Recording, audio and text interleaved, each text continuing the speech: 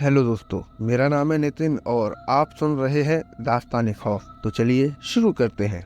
मेरा एक दोस्त है, मैं उसका नाम नहीं लेना चाहता। वह मेरा एक अच्छा दोस्त है। उसने मुझसे कहा था कि वह पहले किसी एक बिल्डिंग में रहता था। उसने बताया कि एक रात वह अपने कंप्यूटर में गेम खेल रहा था। 2 या 3 बजे के आसपास उसको अचानक से प्यास लगी। वह ठीक जैसे ही पानी पीने के लिए पहुंचा तो अचानक उसको ऐसा लगा कि जैसे उसकी माँ ने उसको आवाज लगाई।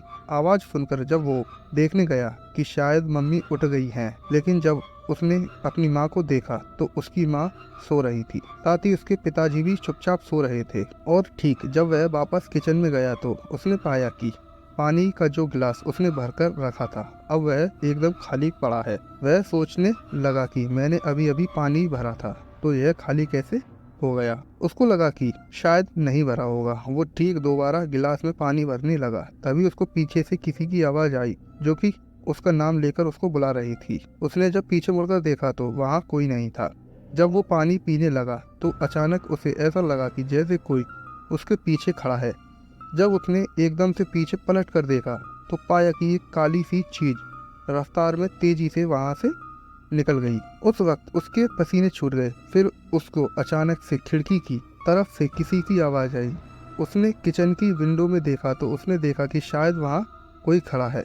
उसने बताया था कि वो जो भी था देखने में बहुत डरावना लग रहा था। उसकी पीली चमकती आंखें और एक काला सा कंबल ओढ़ा था। वो ठीक उसको बुला रहा था, लेकिन इसके आगे कुछ होता इससे पहले ही वह बेहोश हो गया। अगली सुबह जब वह उठा तो उसके माता पिता उसके सामने खड़े थे और वह अपने रूम में ही था। माँ ने पूछा कि क्या हुआ, किचन में क्या कर रहा था। उसने रात की बात सारी की सारी अपने घर वालों को बताई। माँ ने कहा कि सामने वाली बिल्डिंग हॉन्टेड है। उधर कुछ साल पहले एक सिक्योरिटी गार्ड की डेथ हुई थी।